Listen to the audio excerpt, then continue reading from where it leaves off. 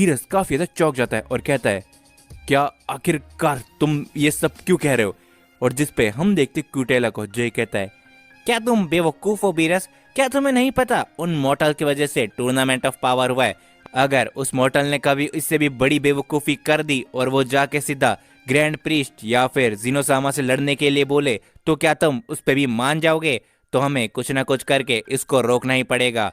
और जिस पे बीरस मन ही मन सोचता है कि इन सभी की बात कहीं ना कहीं सही है, क्योंकि एक टाइम ऐसा भी आ चुका था जब सारे के सारे गॉड ऑफ डिस्ट्रक्शन और सारे यूनिवर्स इरेज हो चुके थे। और बीरस कहता है कि मैं ऐसा बिल्कुल भी नहीं कर सकता। बीरस ये मनी मन करने में इतरा रहा होता है, लेकिन सभी गॉड ऑफ डिस्ट्रक्शन बीरस के ऊपर काफी ज्यादा दबाव डालते हैं, जिसके बाद बीरस ये करने के लिए रेडी हो जाता है और वो कहता है, ठीक है, मैं प्लेनेट अर्थ और उस सेन गोकू को हमेशा हमेशा के लिए खत्म कर दूंगा।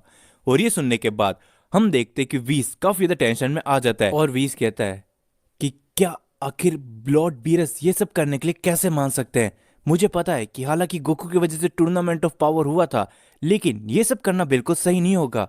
आखिरकार ये गॉड ऑफ डिस्ट्रक्शन क्या चाहते हैं?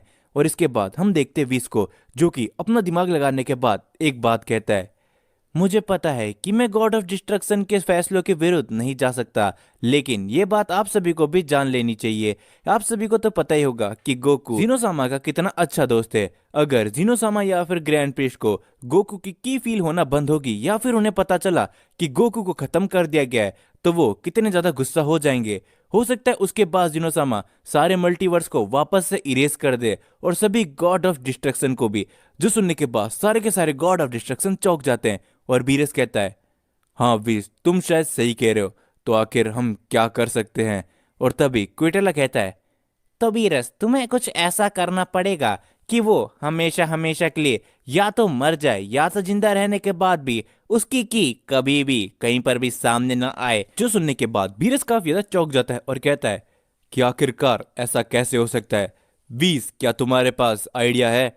और तभी वीस कहता है, हाँ माय लॉर्ड बीरस, मैं जानता हूँ कि अर्थ में टाइम चेम्बर नाम की एक जगह है जहाँ पर वो लोग अगर चले जाए तो वो हमेशा हमेशा के लिए हम उनको वहां पर बंद कर सकते हैं, उस टाइम चेम्बर के मेन गेट को तोड़ के। और जो सुनने के बाद सारे के सारे गॉड ऑफ डिस्ट्रक्शन वहां से चले जाते हैं। और जाते जाते चांपा कहता है, मेरे भाई बीरस, अब ये सब जो करना है वो तुम्हें ही करना है, और अब तुम जान गए हो कि तुम्हें क्या करना होगा।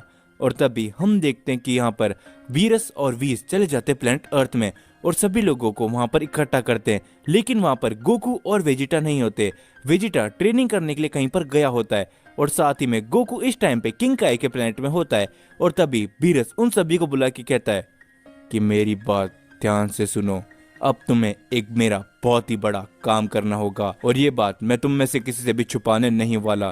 तुम सभी को गोकू और वेजिटा को हमेशा हमेशा के लिए टाइम चेम्बर के अंदर बंद करना होगा और तुम्हें उसका गेट बाहर से तबाह कर देना होगा। जो सुनने के बाद सारे के सारे लोग काफी ज्यादा चौंक जाते हैं।